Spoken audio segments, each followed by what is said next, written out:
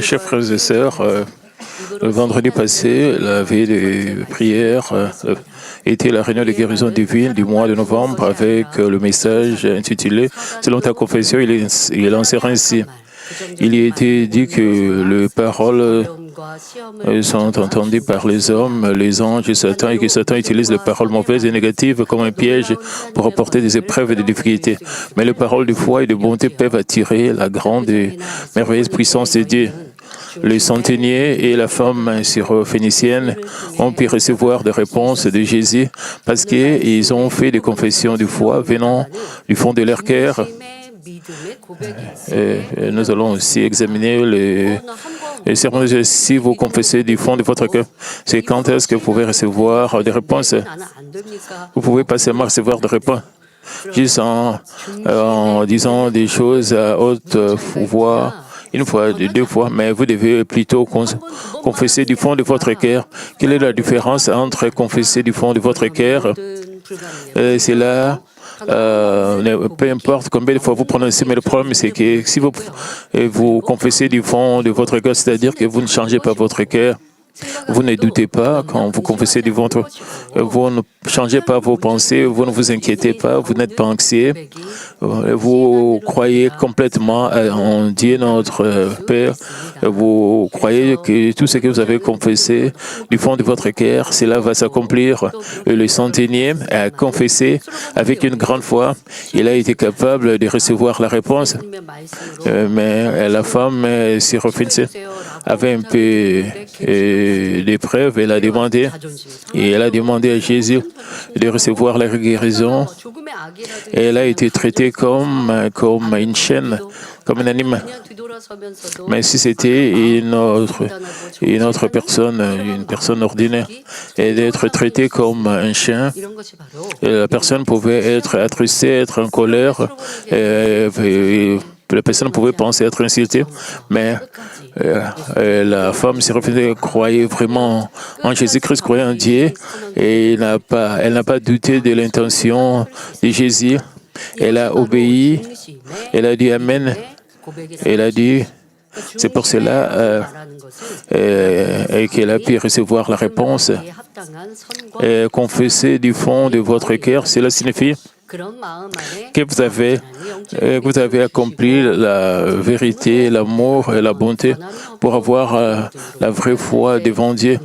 Et à travers ces actions et ces intentions, vous pouvez vous présenter devant Dieu et confesser et recevoir la réponse. Et si votre confession touche et réjouit le cœur de Dieu, alors il n'y a rien que vous ne puissiez recevoir comme réponse. Si vous appelez Dieu votre Père et priez, mais que vous prononcez habituellement des paroles mensongères ou des paroles de jugement et de condamnation, vous ne pouvez pas recevoir des réponses ni des bénédictions. Dieu n'écoute pas seulement votre culte, vos louanges et vos prières. Il observe chaque détail de votre vie et connaît vos pensées et les intentions de votre cœur que personne d'autre ne connaît. Ainsi, quand vous priez, vous dites que Dieu est tout-puissant, Dieu le Créateur, et vous confessez de votre bouche que le Dieu Créateur est tout-puissant et mon Père. Et Père, je crois que tout va s'accomplir. Et toutes mes questions, mes requêtes seront exaucées. Et si vous priez, vous confessez que vous croyez en Dieu, mais après avoir prié, vous ne montrez pas la foi. Vous terminez par murmurer, vous plaindre en disant que la vie est difficile, c'est très compliqué, c'est très difficile. Quand Dieu écoute cela parce qu'il voit tout, il entend tout, alors Dieu n'aura rien à voir avec vous. Il va dire que vous n'avez pas de foi. Dieu voit tous les détails de votre vie. Pas seulement les paroles que vous prononcez, même vos pensées, même les intentions de votre cœur. Il y a des moments où les gens louent et vous pouvez recevoir l'émotion et verser de larmes à travers le louange quand vous louez à haute voix. Mais quand vous ne louez pas dans votre vie normale, dans votre vie de chaque jour, vous terminez par vous plaindre, par murmurer. Vous devez réaliser que Dieu voit tous les détails de votre vie. Vous devez beaucoup réfléchir sur votre vie, pensant Dieu qui voit toutes vos plaintes et murmures. Et ce sont les raisons pour lesquelles vous ne pouvez pas recevoir de réponse. Même le message d'aujourd'hui semble être facile à écouter. Cela peut être difficile à transformer votre vie. Ne considérez pas ce message comme difficile. Le fait que vous croyez, vous savez que Dieu est vivant et qu'il est au ciel, vous devez être transformé. Vous devez prier, vous devez changer votre cœur pour qu'il puisse avoir la vraie foi pour aller au ciel. Certaines personnes ont la foi dans leur cœur, mais à cause de leur personnalité ou habitude, et terminent toujours par se plaindre, murmurer, grogner, parce que ce sont des attributs qui peuvent être facilement transformés. Vous pouvez arrêter de faire cela. Vous pouvez regarder la nature tout autour de vous et remercier Dieu. Vous pouvez trouver le nuage, les arcs-en-ciel. Vous pouvez trouver l'amour de Dieu dans la nature. Vous pouvez louer Dieu et témoigner votre foi devant Dieu. Si vous réfléchissez sur vous-même et réalisez que vous ne confessez pas votre amour devant Dieu, vous pouvez changer cela. Vous devez confesser de votre bouche plus pour remercier Dieu. Les actes et les paroles qui sortent de votre bouche sont entendus et enregistrés par les anges. Il est important de comprendre que vos paroles peuvent devenir un mur de péché. La semaine passée, nous avons examiné les personnes dans la Bible qui ont subi du tort à cause de leurs paroles, comme Ésaïe, qui a perdu son droit d'aînesse, et l'officier qui a nié la parole du prophète de Dieu est mort juste devant la bénédiction. Même si vous donnez des excuses en disant « ce n'était qu'un simple commentaire » ou « je l'ai dit sans réfléchir », vous restez responsable de vos propres paroles. Et c'est facile pour les gens de donner des excuses. Certaines des paroles qu'ils prononcent et ils ont dit chaque commentaire, comme je suis très fatigué, c'est très difficile, je ne peux pas faire ceci, cela, et mon âge, je suis déjà très âgé, je ne peux plus être diligent, je ne peux plus être assidu. Et toutes ces paroles se transforment en réalité. Vous devez vraiment vous examiner. J'ai fait ces commentaires sans réfléchir, mais vous serez responsable de toutes vos paroles.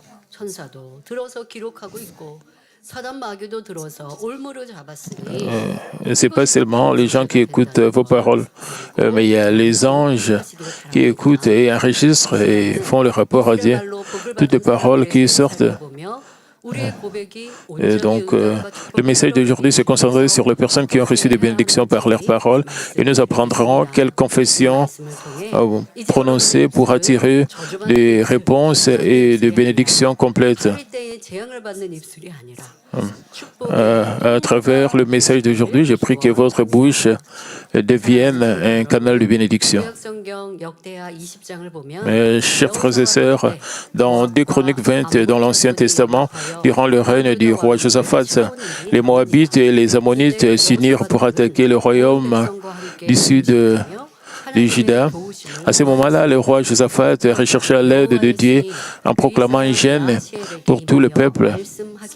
Alors l'Esprit de l'Éternel vint sur Jacaziel, un lévite, et dit, « Vous n'aurez point à combattre en cette affaire, présentez-vous ou tenez-vous là, et vous verrez la délivrance que l'Éternel vous accordera. » Disons, il y avait cette prophétie que vous n'aurez point à combattre cette guerre. Et le roi Josaphat avait écrit en cette prophétie. Nous devons penser pourquoi. Pourquoi il y avait cette prophétie?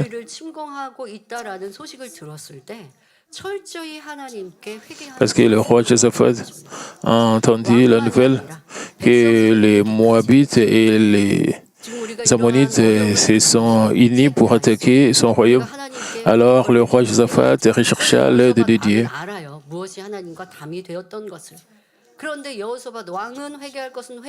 Et le roi Josaphat savait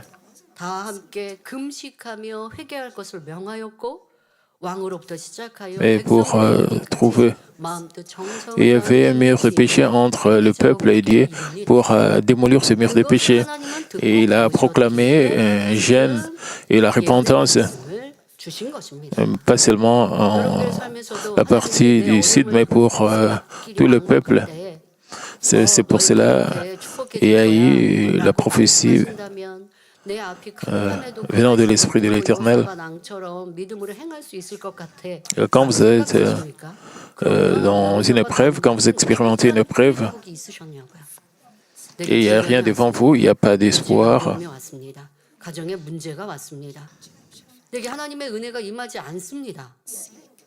Alors le roi Josaphat rechercha Dieu, comme vous devez normalement rechercher la face de Dieu et vous devez repentir juste comme le roi Josaphat. Quand vous avez des épreuves, des problèmes dans votre lieu de travail, dans votre famille et votre vie, vous priez sans recevoir l'inspiration, sans recevoir la grâce. Vous écoutez l'évangile de la sanctification, mais vous ne recevez pas la grâce, vous ne recevez pas aussi. Vous ne recevez pas de réponse. Vous ne recherchez pas l'aide physique, vous devez rechercher l'aide spirituelle, vous devez rechercher la face de Dieu, vous devez vous repentir, vous devez résoudre le problème spirituel, vous devez trouver. Et si vous ne faites pas ça, vous allez continuer dans un cercle vicieux, vous aurez toujours des problèmes. Vous devez vraiment rechercher la face de Dieu. Disons que vous avez reçu une proposition de business.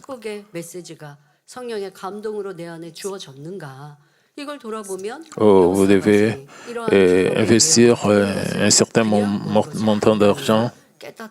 Mais après avoir fait cela, vous avez perdu votre argent, vous avez échoué dans ce deal, dans cette affaire. Alors vous devez prier pour rechercher quel était le problème. Et c'est la même chose avec le duplet. Dieu n'a pas seulement donné le duplet juste parce que non, c'était pour que nous puissions réaliser l'amour de Dieu. D'une étape à une autre, Dieu donne des signes d'un petit problème jusqu'à un grand problème. Dieu attend pour que tout le monde puisse se repentir, puisse s'examiner et trouver le problème et puisse résoudre le problème. Mais si vous continuez à endurcir votre cœur, alors Dieu ne pourra rien faire. Ne soyez pas comme Pharaon qui a endurci son cœur. Soyez comme le roi Josaphat et recherchez la face de Dieu. Vous gênez, vous repentez devant Dieu, vous priez devant Dieu. Alors le Dieu d'amour va vous donner la réponse à vos problèmes. Il va vous donner une chance de vous repentir. Il va résoudre votre problème. Et à travers cette prophétie, le roi Josaphat était vraiment reconnaissant. Il était rempli de joie. Il y a des moments où les gens reçoivent des paroles de Dieu et comme leurs propres paroles, ils disent Amen, mais il y a des moments aussi qui ne considèrent pas la parole de Dieu comme leur propre problème. Ils ne regardent pas qu'aux autres, ils ne considèrent pas cela comme leur propre message. Le roi Josaphat était capable de recevoir cette prophétie avec une foi pleine, parce qu'il s'est repenti profondément du fond de son cœur. Ici, le roi Josaphat, il s'est épeint. Donc, le roi Josaphat reçut cette parole avec une pleine foi et ne se laissa pas aller à l'inquiétude et à l'angoisse ou aux méthodes humaines. Mais lorsqu'il s'est rendu sur le champ de bataille le lendemain, il proclama au peuple: confiez-vous en l'Éternel, votre Dieu, vous serez fermés, confiez-vous en ses prophètes et vous réussirez. Parce que le roi s'est confié dans les paroles de Dieu et du prophète et fit une confession positive de foi. Le roi dit: ne vous inquiétez pas, ne soyez pas anxieux. La raison pour laquelle le roi Josaphat était capable de confesser et de faire une confession positive, parce qu'il avait démoli tout le mur de péché. Il s'est repenti, il fit aussi avancer les chantres et revêtit d'habits sacrés et le plaça devant l'armée pour marcher devant elle et louer l'Éternel. Si c'était appuyé sur des pensées charnelles, le roi aurait placé des guerriers armés en première ligne pour affronter l'invasion. Mais parce qu'il croyait pleinement à la parole de Dieu, il accompagna sa confession de foi par les gènes et chercha ce qui plairait à Dieu. C'est pourquoi il plaça la chorale devant l'armée. Dieu vit cette foi et agit de telle manière que les forces alliées se retournèrent les unes contre les autres et se détruisirent, permettant à Israël d'obtenir la victoire sans avoir à y combattre. Donc, ne comprenez pas mal qu'Israël n'avait rien à faire. Et dans cette bataille, Israël avait reçu plusieurs attaques et Israël allait dans la bataille. Avant cela, Dieu avait donné l'opportunité à Israël l'opportunité de se repentir. Mais si vous regardez la Bible, la méthode de Dieu de recevoir, de remporter la victoire, et la méthode, il y a plusieurs méthodes, il y a diverses méthodes. Parfois Dieu agit et vous permet de recevoir la foi. Mais dans cette situation, avec le roi Josaphat,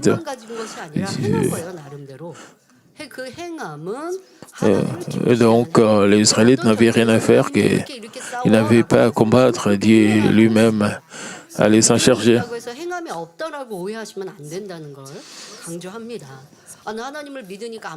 Alors, il ne faut pas très mal comprendre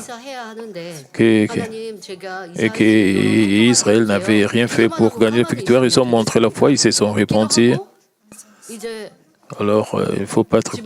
Et que vous n'avez rien à faire, vous devez seulement prier à Dieu, non?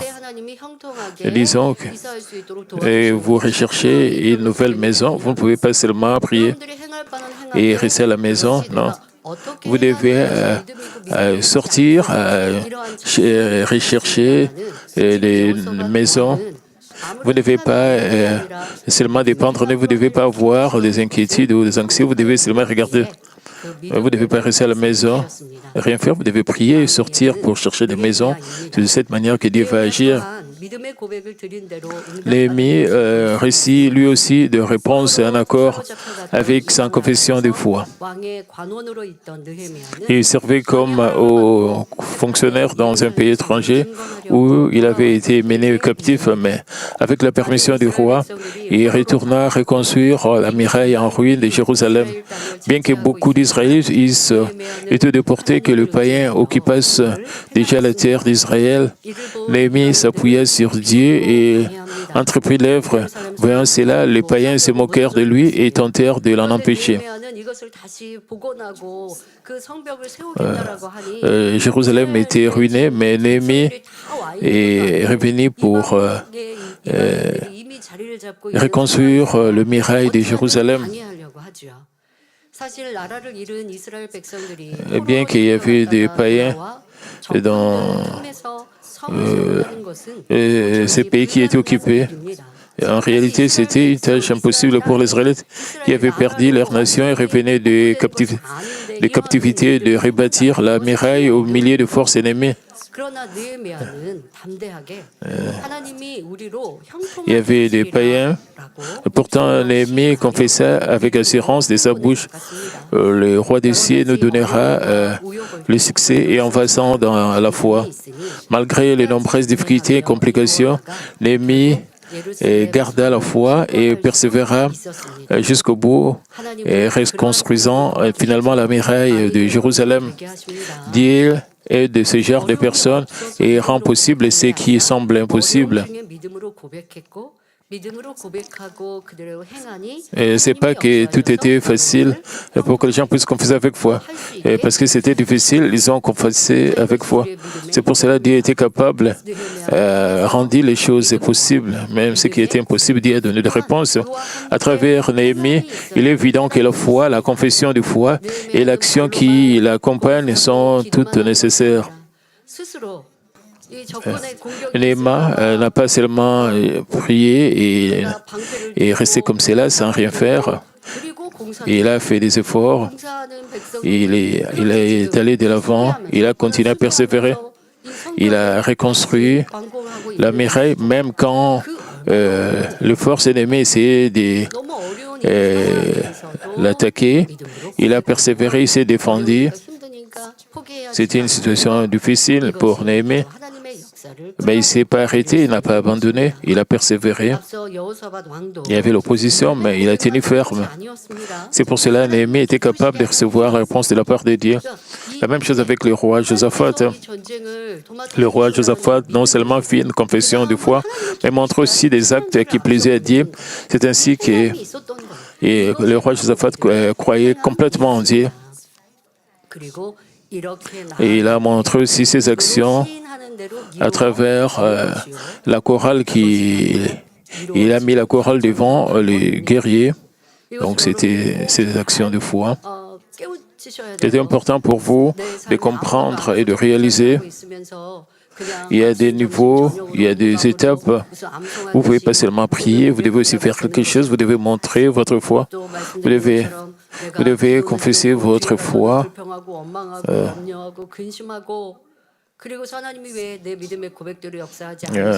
Comme juste un seul discours le matin et le soir et vous attendre que Dieu puisse agir, ce n'est pas comme cela.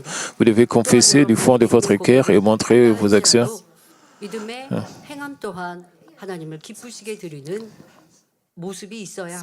ce n'est pas comme si vous faites un discours, mais dans votre vie de chaque jour, quand vous murmurez, vous plaignez, ça c'est pas bien. Vous devez vraiment vous examiner. Qu'est-ce que Dieu veut de votre part? Quel genre de foi Dieu veut? Et votre cœur, vos pensées, et votre attitude, c'est un tout. Si vous changez quelque chose, alors l'autre comportement va aussi changer et sera transformé.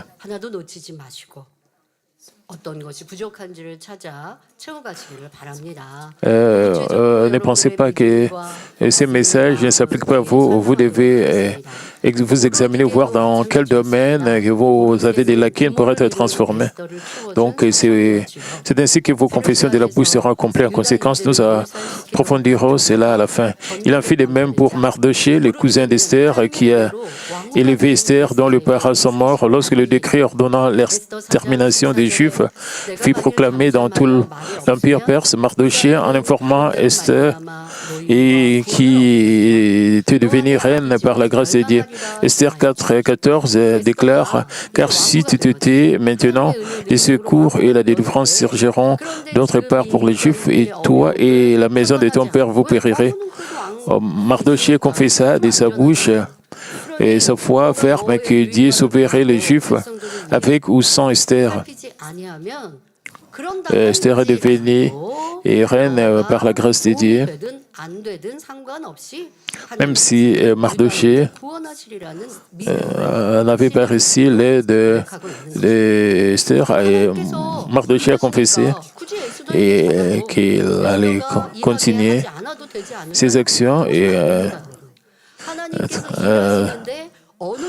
cela ne signifie pas que Esther ne devait rien faire.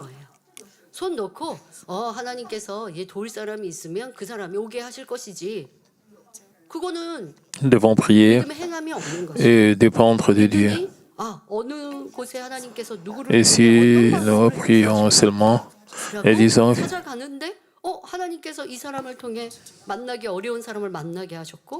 et nous ne faisons rien, et ça, cela signifie que nous ne dépendons pas de Dieu. Nous devons confesser notre foi et montrer notre foi en dépendant de Dieu, en priant en détail, en attendant la réponse de Dieu ou la direction de Dieu. Pas seulement attendre jusqu'à la fin. Nous devons aussi rechercher la direction de Dieu. Rechercher les gens qui vont travailler. Nous ne devons pas seulement prier Dieu. Dieu, envoie-moi des bonnes personnes. Vous devez aussi faire des efforts vous-même pour trouver les gens qui vont travailler pour Dieu. Dans une situation où le deuxième homme le plus puissant du royaume avait décidé de détruire les Israélites déportés,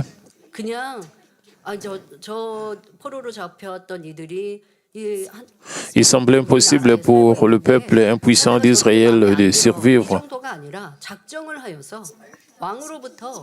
Ce n'est pas que le deuxième homme le plus puissant du royaume n'aimait pas les Israélites.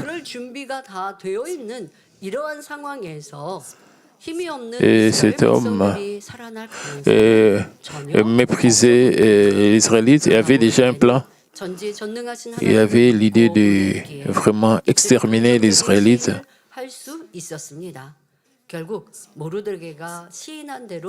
Même ce qui cela semblait impossible aux Israélites de survivre, mais Mardoché crie en Dieu et Tout-Puissant s'appuyait sur lui. Faisant une confession positive de ses lèvres, finalement, les choses se déroulèrent exactement comme Mardoché l'avait confessé. La reine Esther était comme une fille pour Mardoché. Et quand Esther est devenue reine, c'était l'aide de Dieu, c'était la grâce de Dieu. Dieu a donné à Esther la position de reine. Et Esther, comme reine, était capable d'aider Israël. 아니면 다른 길을 찾아서 우리가 이렇게 죽을 상황인데 도와주세요. 그렇게 하지는 않았다는 거예요. 그러니까 이렇게 사람의 생각으로 일하는 것과 하나님의 뜻을 쫓아 방법을 찾아가는 믿음의 행함이라는 것은 큰 차이가 있습니다. Si Mardoché voulait peut-être supplier le roi pour aider Israël et les Israélites, cela pouvait être sa propre méthode, mais ce n'était pas la méthode de Dieu. Mardoché a confessé avec foi. C'est la même chose avec Esther. Esther a aussi gêné, la reine Esther a gêné. Et elle a montré aussi une grande foi devant Dieu.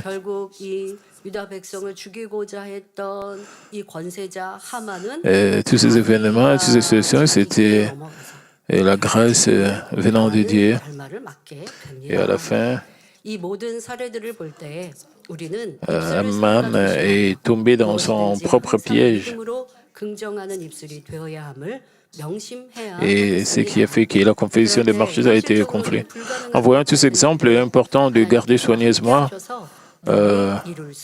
votre bouche et de toujours parler avec foi, en ayant des lèvres qui confessent positivement En toutes circonstances, ce qui semble impossible dans la réalité peut être accompli lorsque Dieu est avec vous. Bien que vous sachiez que vous devez faire des confessions de foi et de bonté, vous vous retrouvez souvent submergé par la réalité dans des circonstances difficiles, ce qui laisse place à l'inquiétude et à l'anxiété. Et cela vous amène à prononcer des paroles de plainte et de ressentiment. Et c'est pourquoi vous avez besoin d'une foi spirituelle, voyant comment vous pouvez posséder cette foi spirituelle, le principe spirituel par lequel les confessions de votre bouche s'accomplissent. Donc, frères et sœurs, est-ce que tout s'accomplit simplement parce qu'on le confesse de la bouche? Et si c'est le cas, les gens cesseraient de travailler, prieraient seulement Dieu, je crois que tu vas me rendre riche, ou encore, fais de moi un président, je crois. Si quelqu'un avait une grande méchanceté dans son cœur, il pourrait même regarder une personne qu'il n'aime pas et prier. Dieu fait venir un malheur sur cette personne, je crois. Mais Dieu n'exaucera jamais ses prières, ni ne donnera des réponses à de telles confessions. La manière dont les choses s'accomplissent selon les confessions de la bouche est clairement révélée dans l'Écriture. Donc, un chrétien peut aussi prier Dieu, je crois que tu me rendras riche, que je vais devenir le PDG de cette société. Et si Dieu devait exaucer toutes ces requêtes, alors ça serait pas la peine. Parce que si quelqu'un a vraiment un grand mal dans ce cœur, si quelqu'un avait une grande méchanceté dans son cœur, il pourrait même regarder une personne qu'il n'aime pas et prier. Dieu fait venir un malheur sur cette personne. Il y a même des chrétiens qui prient pour maudire les autres, les personnes qu'ils détestent. Dieu n'exaucera jamais ses prières et ni ne donnera de réponse à de telles confessions. La manière dont les choses s'accomplissent selon la confession de la bouche est clairement révélée dans l'Écriture. Romains 10, car c'est en croyant du cœur qu'on parvient à la justice, c'est en confessant de la bouche qu'on parvient au salut. Cela signifie que dire simplement « je crois » tout en doutant dans votre cœur ne produit aucun résultat. D'abord, vous devez croire sans aucun doute dans votre cœur. Celui qui croit véritablement dans son cœur agira toujours selon la parole de Dieu. Vous devez croire du fond de votre cœur sans doute. Sans aucun doute, vous devez. Mais la question,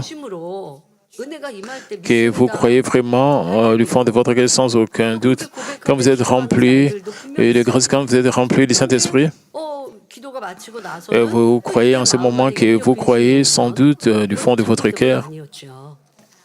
Mais après cela, vous recevez l'inspiration après quelques jours, après avoir terminé votre prière.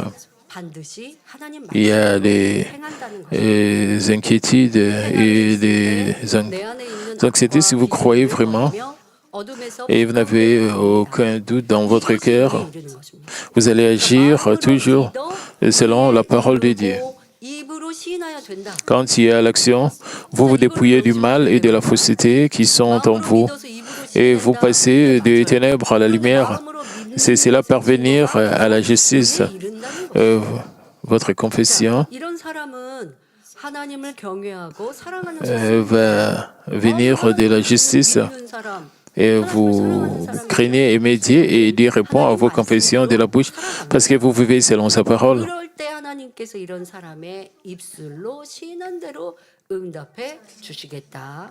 Et quand vous croyez du fond de votre cœur et cela parvient à la justice. Et Jean 14, 21 déclare, celui qui aime mes commandements et que les garde, c'est celui qui m'aime sera aimé de mon Père, et je l'aimerai et je me ferai connaître à lui. Ces versets bibliques, ils sont liés. Romains 10, 10 et Jean 14, 21 sont liés.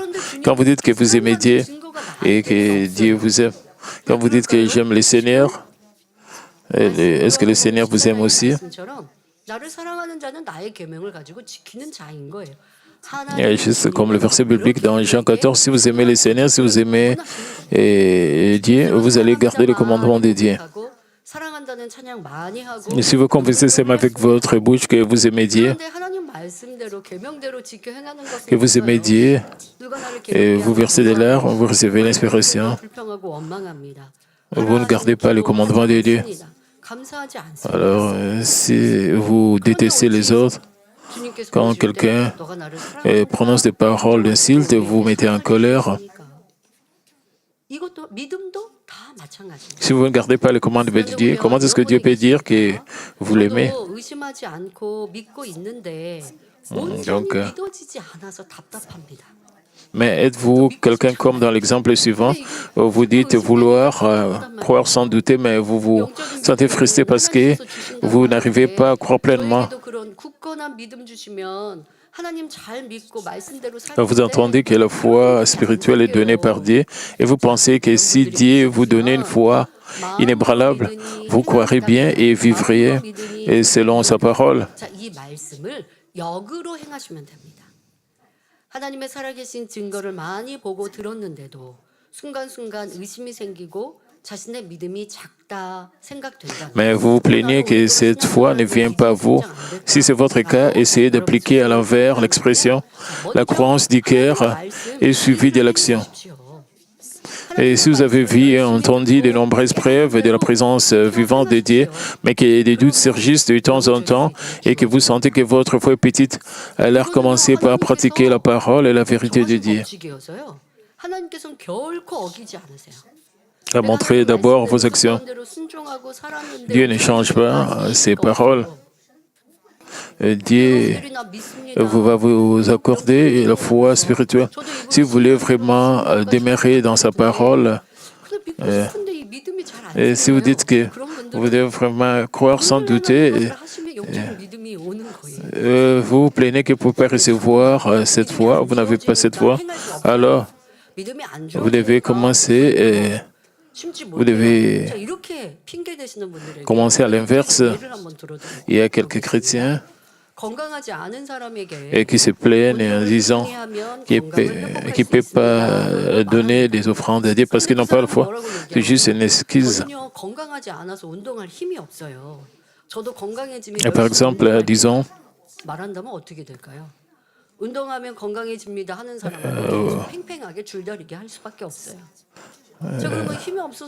vous n'êtes pas en bonne santé, mais maintenant vous commencez à faire des exercices pour quand vous devez d'abord essayer de vous exercer dans votre situation après quelques jours. Alors d'autres jours, si vous continuez à exercer, vous aurez la force et vous aurez la bonne santé. Mais si vous arrêtez de vous exercer et vous dites que vous n'êtes pas capable, c'est pas bien, vous devez faire cela étape par étape et vous allez vous améliorer. Si vous êtes paresseux, vous ne vous exercez même pas pendant 5 minutes, vous dites que vous n'avez pas de force, ce sont juste des excuses. Et spirituellement, quand vous obéissez, vous agissez selon la parole de Dieu, votre foi va grandir. Et donc, écoutez diligemment la parole de Dieu, mettez en pratique et selon votre compréhension, alors la foi spirituelle vous sera donnée. Par exemple, si votre santé n'est pas bonne, qu'on vous dit de faire de l'exercice régulièrement pour le retrouver, mais que vous répondez que vous ferez du sport quand vous irez bien, parce que vous n'avez pas encore la force de faire de l'exercice, qu'est-ce qui se passera-t-il? Vous devez d'abord essayer de faire de votre mieux pour bouger dans votre état actuel et bâtir vos forces. Il y aura des jours où vous exercerez bien, d'autres, ça sera presque impossible, mais si vous continuez avec persévérance, vos forces grandiront et votre santé reviendra. Spirituellement, lorsque vous obéissez et agissez selon la parole de Dieu, votre foi grandit et à mesure qu'elle grandit, vous devenez un enfant de Dieu qui reçoit des réponses à ses requêtes. Mais certaines personnes disent ne pas du tout des œuvres de Dieu et prient pour recevoir des réponses et pourtant leurs prières ne s'accomplissent pas. Si c'est votre cas, examinez avec quelle diligence vous mettez la vérité en pratique. Vivez-vous la vérité qui dit attend de vous selon votre mesure de foi, des vérités telles que la bonté, l'amour, le pardon, le service, le sacrifice et la fidélité. Donc, disons que vous êtes sur le rocher de la foi. Mais vous avez déjà atteint le rocher de la foi, au troisième niveau de la foi. Vous êtes vous recevez des réponses, vous recevez, vous expérimentez un petit problème ou une petite épreuve, ne comprenez pas très bien, parce que vous ne péchez pas, que vous allez toujours recevoir des réponses et des bénédictions. Vous devez agir selon votre mesure de foi. Maintenant, vous avez dépassé le rocher de la foi, vous devez montrer des actions et montrer un très bon cœur devant Dieu. Et lié à votre mission, vous devez travailler plus, vous devez faire plus d'efforts. Même si vous ne péchez pas grandement devant Dieu, le fait que vous n'améliorez pas vos actions, vous n'améliorez pas votre cœur, vous n'améliorez pas votre amour, votre fidélité pour Dieu. Et vous devez aussi penser à cela, vous devez vraiment changer cela. Et dans le monde, les gens sont en train de vivre. Si vous voulez surmonter l'aspect du monde de vivre, vous devez continuer à rendre Dieu heureux avec vos actions et votre foi. Vous devez faire plus d'efforts jour après jour. Vous ne devez pas rester, vous ne devez pas stagner avec la foi que vous avez, même les actions que vous avez pour le moment. Et combien vous obéissez diligemment à la parole de Dieu, de faire, de ne pas faire, de garder et de rejeter. Jacques 2, 17 à 18 déclare, il en est ainsi de la foi. Si elle n'a pas les œuvres, elle est morte en elle-même.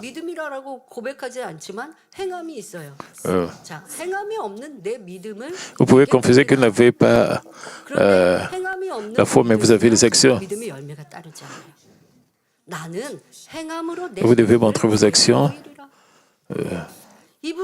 Donc, sans actions, la foi est morte, la foi est inutile sans les œuvres. Mais le verset 18e de Jacques dit, mais quelqu'un dira, toi tu as la foi, moi j'ai les œuvres, montre-moi ta foi sans les œuvres, moi je te montrerai la foi par mes œuvres. Et s'il n'y a pas d'action, alors cela est inutile. Dans votre foi, vous devez montrer les œuvres, vous devez avoir les œuvres, disant que vous avez une grande foi. Et vous devez faire des efforts, vous devez montrer vos actions. Alors Dieu va vous reconnaître, Dieu va vous louer. Et tout ce que vous dites, que ma foi est grande, même ne faites pas des actions, cela est inutile. Et Jacques 2, 22 déclare, tu vois que à la foi agissait avec ses œuvres et que par les œuvres, la foi fut rendue parfaite. Et sans les œuvres, la foi n'est pas parfaite. Même si vous affirmez avoir la foi, et s'il n'y a pas d'action correspondante, cela ne réjouit pas Dieu et ni la puissance ni la réponse ne peuvent être reçues. Lorsque vous pratiquez avec diligence la vérité, la bonté et l'amour, et que vous accomplissez la justice dans votre cœur, vous pouvez posséder la foi spirituelle. Votre confession devient vraie. Et ce que vous confessez est alors exaucé en conséquence. Lorsque Jésus fut crucifié, l'un des criminels pendus à ses côtés accepta Jésus comme sauveur et parvint au salut par une confession de la bouche, sans aucune action extérieure. Cet homme n'avait pas accompli la justice ni démontré d'œuvre. Alors comment put-il recevoir cette bénédiction? C'est parce qu'il s'était vraiment repenti dans son cœur et de ses mauvaises actions et avait accepté Jésus comme son sauveur de tout son cœur dans ces brefs moments de rencontre avec Jésus. Quand nous avons premièrement rencontré le Seigneur, Nous étions juste comme ces criminels.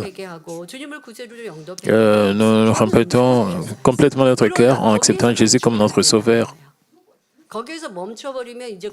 Mais la chose importante est de ne pas s'arrêter après avoir accepté le Seigneur. Nous ne devons pas nous arrêter. Nous devons agir. Nous devons continuer dans la justice pour que dans votre vie, vous puissiez recevoir des réponses et des bénédictions. Et ces criminels s'est repenti complètement de son cœur et accepté Jésus comme son sauveur. Si ces criminels avaient eu plus de temps pour vivre après avoir accepté le Seigneur, Jésus savait qu'il aurait continué dans une foi plus grande et qu'il aurait vécu selon la parole de Dieu. C'est pourquoi le paradis lui fut promis. C'est pour cela qu'il a reçu le salut à travers ses paroles. Mais il y a des exceptions. Judas Iscariote, en apparence, était zélé dans sa foi. Lorsque les autres disciples confessaient que Jésus était un prophète et le Fils de Dieu, ou lorsqu'ils demandaient à s'asseoir à sa droite dans le royaume des cieux, et Judas était là et faisait des confessions similaires. Et pourtant, à la fin, il trahit Jésus. Et bien qu'il ait suivi Jésus et témoigné de nombreuses preuves, il a été témoin de nombreuses preuves que Dieu était avec lui. Et Judas n'avait pas rejeté le mal de son cœur et c'est même mal fait révéler par ses actions. Croire du cœur et être justifié signifie que votre cœur est transformé par la vérité. Ce sont les paroles d'une personne dont le cœur a été changé qui conduisent au salut. Par exemple, vous pouvez s'aimer assidûment devant Dieu, donner aux nécessités, participer aux cultes et aux diverses réunions. Lorsque vos prières semblent sans réponse et que des épreuves apparaissent, des plaintes sortent de votre bouche et votre ferveur faiblit. Si vous avez réellement cru en Dieu du fond du cœur, vous aurez persévéré sans vaciller dans n'importe quelle circonstance et continué à chercher la volonté de Dieu. Comme on le voit dans la foi des trois amis de Daniel, vous ne devez pas vous arrêter.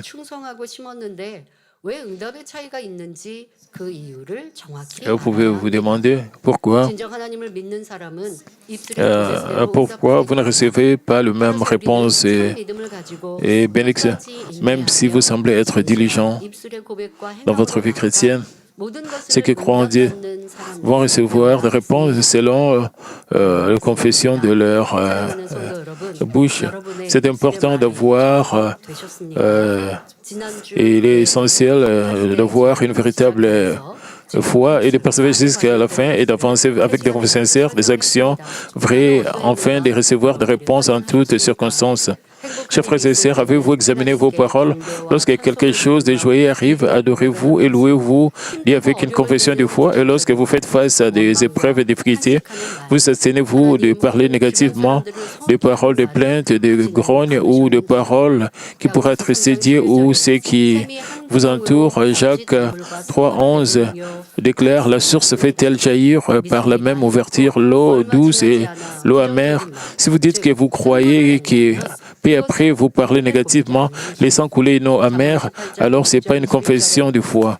Proverbe 18, 20 à 21 déclare: c'est du fruit de sa bouche que l'homme rassasie son corps, c'est du fruit de ses lèvres qui s'est rassasié. Et la mort et la vie sont au pouvoir de la langue. Quiconque l'aime en mangera le fruit. En tant qu'enfant de Dieu, vous ne devez jamais laisser sortir de l'eau amère de votre bouche. Vous ne devez prononcer que des paroles de vérité et des confessions de foi, des paroles positives et des paroles qui plaisent à Dieu. Si vous avez confessé et déclaré de votre bouche, croyez alors que Dieu répondra et remettez-le pleinement entre ses mains et continuez à obéir et agir selon sa parole.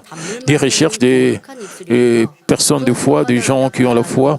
Je prie au nom du Seigneur que vous deveniez tous des personnes aux lèvres saintes et qui ne produisent que de l'eau vive et que vous recevez des réponses au désir de votre cœur, donnant gloire à Dieu. Maintenant, je veux prier pour ceux qui sont malades.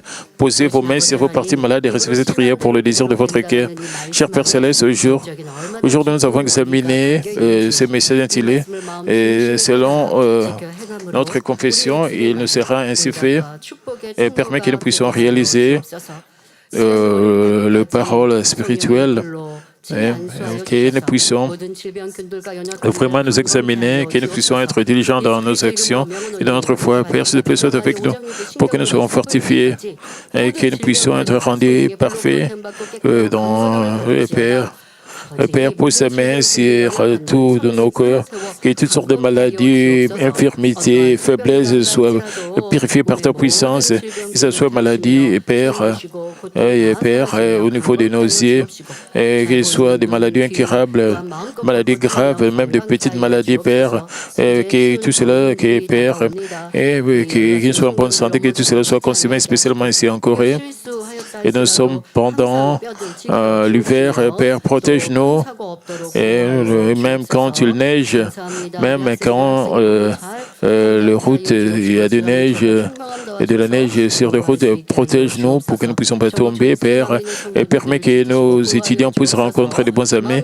Protège tous nos membres à travers le monde entier avec tes yeux enflammés. Père, rencontre l'usure de leur cœur, Père. Père, s'il te plaît, sois avec nous. Père, merci. Au nom de notre Seigneur Jésus-Christ, j'ai ainsi prié. Amen.